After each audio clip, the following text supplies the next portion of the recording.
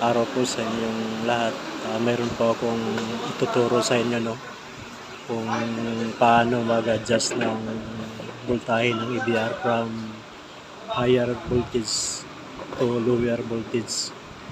Minsan kasi kapag nakabili tayo ng EBR, nagkakaroon ng problema kapag binibili po ninyo sa online. Ngayon, para hindi na kayo mahirapan, hindi na kayo kailangan pumunta sa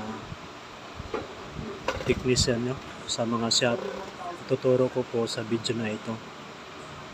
Halimbawa, kapag nakabili po kayo ng EBR, huwag nyo munang gamitin, i-check nyo muna kung tama yung voltahe. Kasi kapag mataas ang voltahe ng EBR, may tendency na masisira yung appliances natin. Kailangan meron kayong tester na ganito, digital. Yan, kasi binabasa po niya yung voltahe ng kuryente. Yan, kung nakabili kayo ng EBR na ganito, kailangan buksan nyo. Yan, sa ninyo. Hanapin po ninyo yung board na ganito. Yan. Kikita nyo po yung board. Yan, ito po yung board. Itong sa taas, ito po yung time delay. Ito yung sa baba, ito yung adjustan ng voltahe. Ngayon, ituturo ko po sa inyo kung paano mag-adjust. Yan. Ngayon, gamitan natin ng tester digital.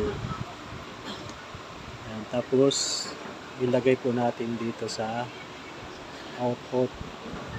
Yan. Yan. Kapag ganito po yung voltahe ng EBR ninyo, huwag nyong gamitin ito, lalong-lalo na sa mga appliances ninyo. Kasi masisira po yung appliances ninyo. Masisira po kasi ang standard po ng kuryente natin na pwede natin gamitin nasa 220 volt hanggang 230. Ngayon, kapag ganito yung EBR natin na binibili, 240, ang mangyayari sa mga appliances natin, masisira. Masusunog, puputok po yung mga resistor, mga kapasitor. Kaya ngayon, ipapakita ko sa inyo kung paano yung mag-adjust. Yan. Ikutin lang po ninyo, kailangan meron kayong maliit na flat screw. Ikutin lang po ninyo yan.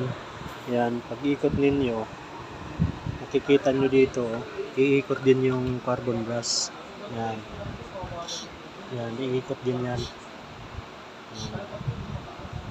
Halimbawa, naka high voltage, gusto ninyo pababaan, ikutin lang ninyo. Yan. Ikutin lang ninyo hanggang sumakto po yung voltahe na hinahanap ninyo. Yan. Salamat po.